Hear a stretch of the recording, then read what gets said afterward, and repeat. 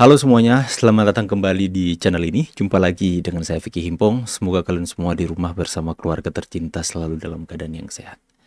Nah, di video kali ini teman-teman, kita akan membahas bagaimana suksesnya atau berhasilnya seorang Joko Widodo dalam menanamkan nilai-nilai keluhuran, nilai-nilai adab yang begitu luar biasa, sehingga itu membentuk karakter anak-anaknya hari ini yang bisa terpancar dari perilaku yang penuh dengan adab dan sopan santun.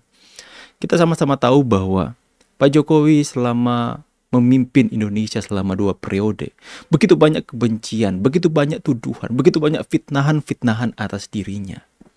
Begitu banyak olok-olok dari orang-orang yang begitu membencinya, sehingga itu membuat luka hati banyak pendukung Pak Jokowi. Dan secara logika dan secara undang-undang pun Pak Jokowi mempunyai kuasa penuh untuk melakukan pembalasan atas mereka yang melakukan sesuatu hal yang itu dalam undang-undang itu masuk dalam tindakan pidana, yaitu bagaimana mereka menghina kepala negara, melecehkan kepala negara. Ya, Pak Jokowi mempunyai kuasa penuh, otoritas penuh untuk membalas mereka.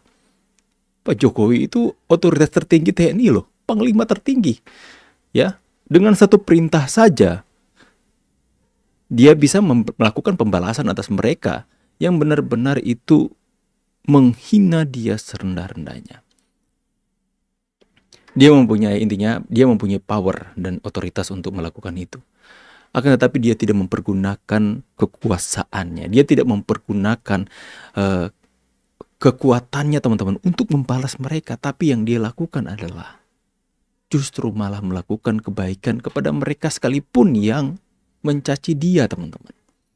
Dan ini adalah nilai luar biasa yang membentuk anak-anaknya sehingga anak-anaknya pun sama seperti dia, sama seperti Pak Jokowi. Dan dalam hal ini kita melihat bahwa Mas Gibran itu benar-benar sangat dewasa dalam menanggapi kebencian yang dituduhkan kepada dirinya dan keluarganya teman-teman. Saya bisa katakan bahwa Jokowi itu adalah seorang bukan hanya pemimpin bangsa yang sukses, tapi dia adalah pemimpin keluarga yang sukses. Sehingga anak-anaknya teman-teman ya, sekalipun mempunyai kuasa hari ini, akan tetapi mereka sadar betul bahwa kekuasaan yang mereka punya ini itu tidak bisa dipakai dengan sembarangan dengan keinginan mereka. Tapi kekuasaan yang mereka punya ini adalah tulus untuk tujuannya untuk melayani masyarakat, bukan untuk memakai kekuasaan yang mereka punya yang diberikan oleh masyarakat untuk melakukan hal seperti pembalasan dan sebagainya. Ini yang luar biasa kita lihat dari seorang Gibran. Memang buah jatuh tidak jauh daripada pohonnya teman-teman. Akan tetapi bisa saja buah itu tergelinding jauh jika seorang papanya itu tidak mampu untuk memberikan nilai yang baik buat anaknya. Misalnya seorang papanya itu terlalu sibuk dengan pekerjaan sehingga tidak mampu untuk mendidik anaknya. Bisa saja. Akan tetapi Jokowi berhasil. Jokowi berhasil membuat atau membentuk karakter anak-anaknya untuk bagaimana mereka bisa menghadapi kebencian yang datang atas hidup mereka. Bagaimana mereka tidak mengentertain perasaan mereka. Mereka tidak mau membalas cacian dengan cacian. Bagaimana mereka harus menanggapi olok-olokan dan fitnahan yang ditujukan kepada mereka. Dan bagaimana mereka melihat sesuatu yang buruk itu dan kemudian mereka ubah menjadi sesuatu yang baik. Ini yang membuat Pak Jokowi adalah seorang yang saya pikir melegenda dalam perbuatannya, dalam nilai-nilai kehidupannya. Luar biasa, patut kita semua contoh. Ya, nilai-nilai ini yang patut kita sebarkan dan sampaikan kepada generasi-generasi yang selanjutnya yang hari ini ya. Kalau kita tidak mau suarakan ini, yang mereka akan ikuti adalah manusia-manusia yang tidak beradab seperti Roy Suryo, Rismon Montiva ya. Mereka mengejar penelitian, mereka mengejar akademisi seperti yang mereka katakan, tapi mereka kehilangan moral dan adab dalam berperilaku. Sedangkan Gibran yang mereka katakan hari ini bodoh, tidak pantas untuk memimpin Indonesia menjadi wapres. Gibran yang hari ini mereka katakan itu otaknya kotor dan sebagainya teman-teman. Mereka katakan fufu-papa dan sebagainya. Justru Gibran hari ini yang menunjukkan sikap yang jauh lebih berharga, jauh lebih bernilai daripada mereka itu teman-teman.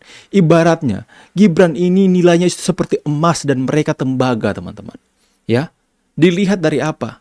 Kemarin ketika mereka datang berkunjung ke makam Pak Jokowi, membangun hipotesis, membangun fitnah di sana, ya, yang kita masyarakat itu emosi geram, ya, kita bahkan mengutuk apa yang mereka lakukan, teman-teman. Karena itu sudah kelewatan batas ya. Ibunda Pak Jokowi, nenek Mas Gibran, mereka bangun sebuah fitnah di atasnya, mengatakan bahwa itu bukan ibu kandung. Coba kalian bayangkan.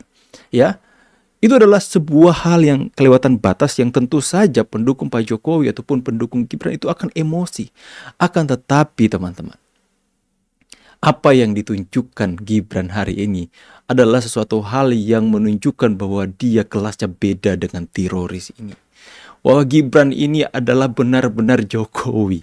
Gibran ini adalah representasi dari Jokowi itu sendiri, teman-teman. Bagaimana cara dia berperilaku, cara dia bersikap, cara dia berinteraksi dengan masyarakat, cara dia menanggapi kebencian yang datang atas hidupnya. Kalian tahu nggak, teman-teman? Respon Gibran adalah ketika dia mendapatkan kabar bahwa makam neneknya, makam kakeknya, keluarganya itu didatangi oleh teroris, orang yang dia tahu membenci mereka. Saya percaya Mas Gibran ini tahu bahwa teroris ini membenci Pak Jokowi dan satu keluarganya. Ya, ketika dia mendengar kabar mereka berkunjung ke makam tersebut dan kemudian membangun fitnah yang memancing masyarakat itu, amarah masyarakat itu meluap, yang kemudian viral di media sosial, tanggapan Gibran sangat mencengangkan dan menunjukkan nilai-nilai kehidupan adab yang luar biasa, fantastis, yang jauh dari apa yang dimiliki oleh teroris ini.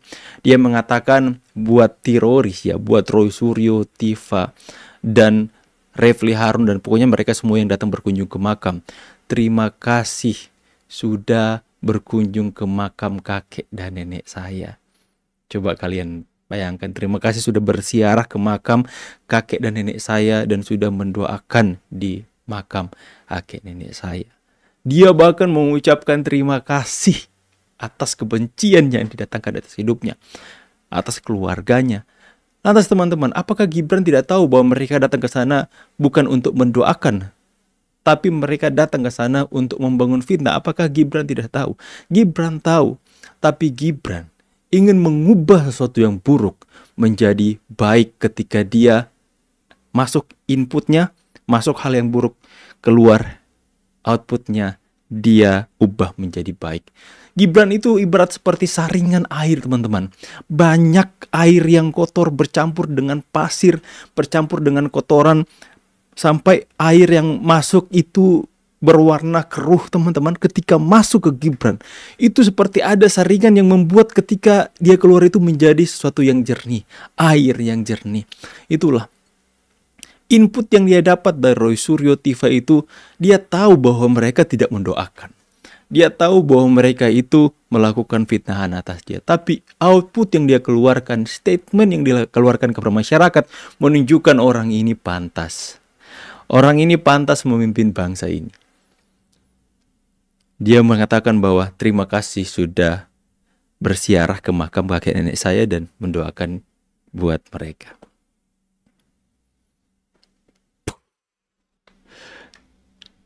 Kalian di era sekarang ini menemukan orang seperti itu susah.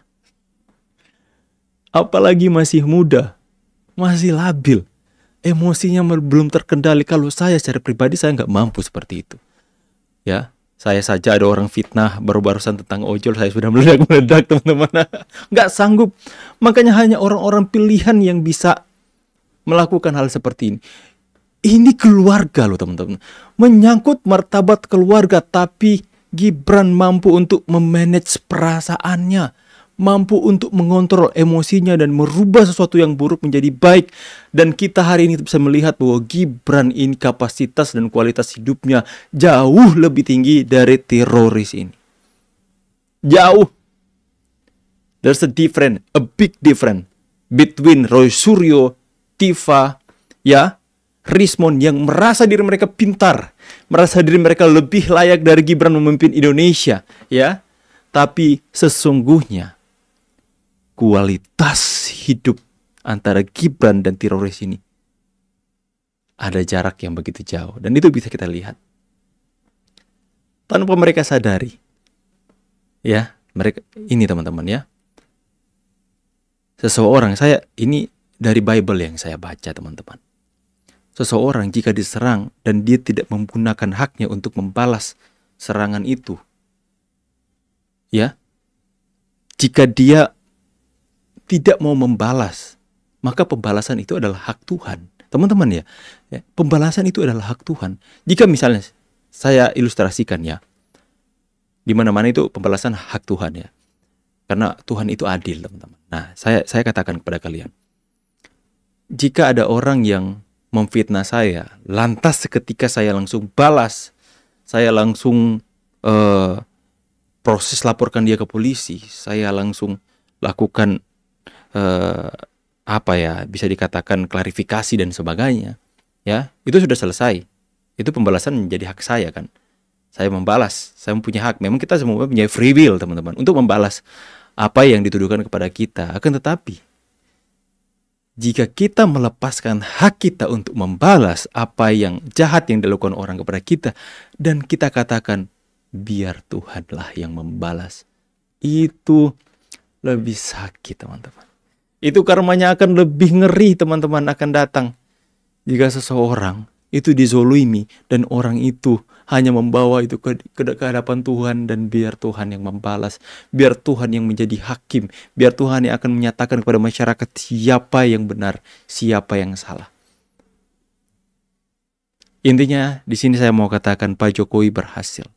Pak Jokowi sukses dalam membentuk karakter seorang Gibran untuk menjadi pribadi yang siap hari ini melewati setiap badai fitnahan, badai cemoohan, badai olok-olokan.